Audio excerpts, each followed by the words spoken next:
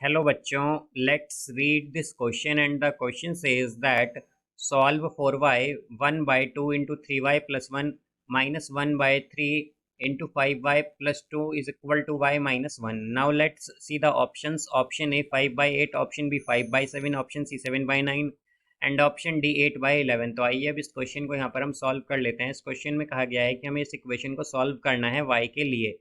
तो यहाँ पर हम की कॉन्सेप्ट यूज़ करेंगे, concept that 1 by p into a plus b minus 1 by q into c plus d is equal to q into a plus b minus p into c plus d by pq.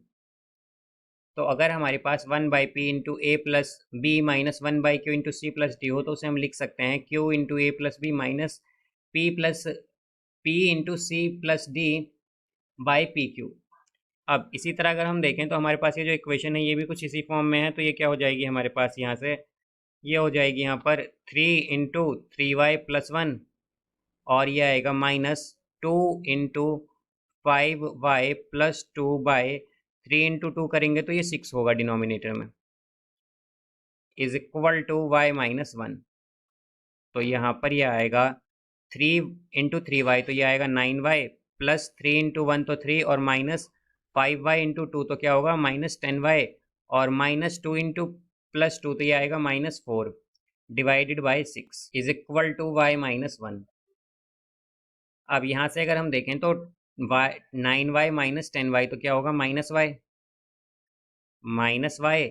इसी तरह अब अगर हम देखें तो यह है फिर प्लस 3 माइनस 4 तो minus 1 divided by 6 is equal to y minus 1. ये आ गया यहाँ पर. तो यहाँ से अब अगर हम क्रॉस मल्टीप्लाई कर लें तो ये हो जाएगा minus y minus 1 is equal to 6y minus 6 ये आएगा. तो यहाँ पर अब ये हो जाएगा हमारे पास -1 और ये जो -6 है इसे जब हम लेफ्ट हैंड साइड लाएंगे तो ये +6 होगा और इसी तरह ये हो जाएगा यहाँ पर 6y और जो लेफ्ट हैंड साइड में -1 है जब हम इसे राइट हैंड साइड में लाएंगे तो ये +y होगा. तो यहाँ पर ये आएगा -1 + 6 तो ये होगा 5 इज इक्वल टू 7y. तो y की वैल्यू आएगी हमारे पास 5/7. तो ये y की वैल्यू है यहाँ पर. तो इसका करेक्ट आंसर होगा हमारे पास option B 5/7. So I hope you understood it well. Best of luck. Thank you.